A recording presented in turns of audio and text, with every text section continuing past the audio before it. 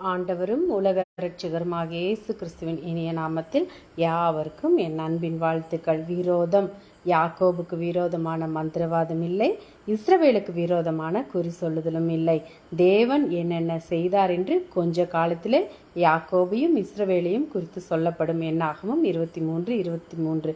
இன்று அநேக தேவ பிள்ளைகள் பயப்படும் காரியம் மந்திரம்.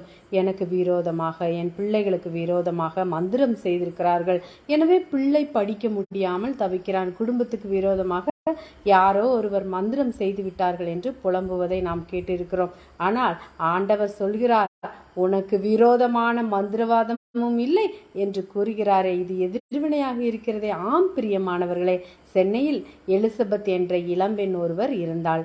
அவள் மீது ஒரு வாலிபனுக்கு விருப்பம் உண்டாக அவன் தொட்டனா என்ற மந்திரவாதியை நாடினான். மந்திரவாதி அந்த வாலிபனை பார்த்து, எலிசபெத் மிதித்த மண்ணை கொண்டு வா என்றவுடன் அவனும் கொண்டு வந்து கொடுத்தான்.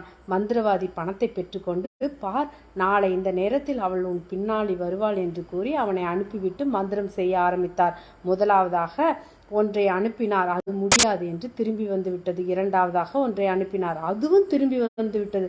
மூன்றாவதாக வலிமை படைத்த ஒன்றை அனுப்பினார், அது திரும்பி வந்து தொட்டனாவிடம் அவளை சுற்றி நெருப்பு எரிகிறது, அவளை அணுக முடியாது என்றது. இல்லை, மறுபடியும் போய் என்று அனுப்பினார், அது திரும்பி வந்த வேகத்தில் தொட்டனாவை கீழே தள்ளி விட்டது. என்னை இன்னும் ஒரு முறை அனுப்பினால் உன்னை கொன்று போடுவேன் என்றது. மந்திரவாதம் பக்கத்திலே போக முடியாமல் போனது மட்டுமின்றி மந்திரவாதி தொட்டன்னா இயேசுவை சொந்த இரட்சகராக ஏற்றுக்கொள்ள வழிவகுத்தது. அப்படியானால் விசுவாசியுங்கள், உங்களுக்கு விரோதமாக யாரும் மந்திரம் செய்ய முடியாது. சவால் விடுங்கள், கர்த்தர் உங்களை ஆசீர்வதிப்பாராக.